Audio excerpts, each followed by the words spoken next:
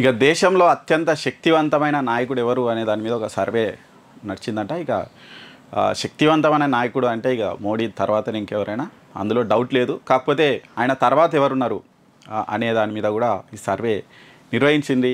ఇందులో అత్యంత ఆసక్తికరమైనటువంటి రిజల్ట్స్ అయితే వచ్చినాయట. ఇక్కడ ఇండియా టుడే చేసినటువంటి ఈ సర్వేలో ఇక్కడ చూస్తే ఫస్ట్ ప్లేస్లో మోడీ ఉన్నారు. అత్యంత శక్తివంతమైనటువంటి నాయకుల్లో దేశంలో మోడీ ఫస్ట్ ప్లేస్లో ఉన్నారు.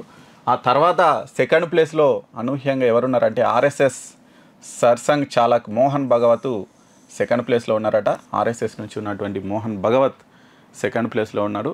మరి ఆర్ఎస్ఎస్ ప్రభావం దేశం మీద ఇప్పుడైతే చాలా బలంగా ఉంది. వాళ్ళు చాలా నెట్వర్క్ చాలా గట్టిగా ఉంది. ఇప్పటికే వాళ్ళు బీజేపీకి సపోర్ట్గా చాలా కార్యక్రమాలు చేస్తూ ఉంటారు. మరి మన హర్యానా ఎన్నికల్లో కూడా అసలు బీజేపీ గెలవడానికి ఆర్ఎస్ఎస్ కీలక పాత్ర పోషించిందని కూడా చెప్తూ ఉంటారు.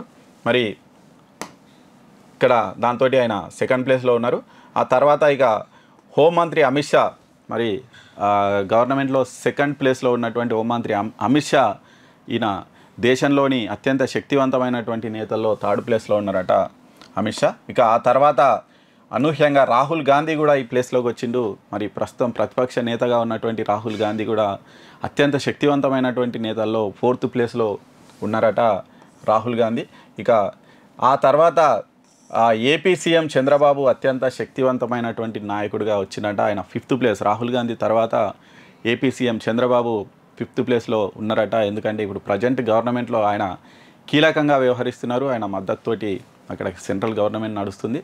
మరి ఏపీ సీఎంగా కూడా ఉన్నారు చంద్రబాబు. దాంతో ఆయన కూడా దేశంలో అత్యంత శక్తివంతమైనటువంటి నేతగా చంద్రబాబు పేరు వచ్చిందట. ఇక్కడ చూడొచ్చు, ప్రధాని మోడీ వరుసగా మూడోసారి ప్రధానిగా ఎన్నికై 60 ఏళ్ళ రికార్డు తిరగరాశారు. దీంతో నాకు ఫస్ట్ ప్లేస్ వచ్చింది. ఇక ఇక్కడ చూడొచ్చు, ఇంకా ఈయనకి ఇంకా అంటే రష్యా, ఉక్రెయిన్తో, ఇజ్రాయెల్ అధినేతలతో ఇక ప్రపంచంలో కూడా ఆయనకు మంచి పేరుంది మోడీకి. ఇక దాంతోపాటు ఇక్కడ రాహుల్ గాంధీ కూడా 2 ఎన్నికల్లో ప్రధాన ప్రతిపక్ష హోదా కోల్పోయినటువంటి కాంగ్రెస్కు ప్రతిపక్ష హోదా తీసుకొచ్చిండు. ప్రతిపక్ష నేతగా కూడా మంచిగా వ్యవహరిస్తున్నారని ఆయనకు ఫోర్త్ ప్లేస్లో ఆయన ఉన్నారట. ఇది దేశంలో ఉన్నటువంటి అత్యంత శక్తివంతమైనటువంటి నేతలు ఎవరు అనే దాని మీద చేసినటువంటి సర్వే రిజల్ట్స్ ఇవి.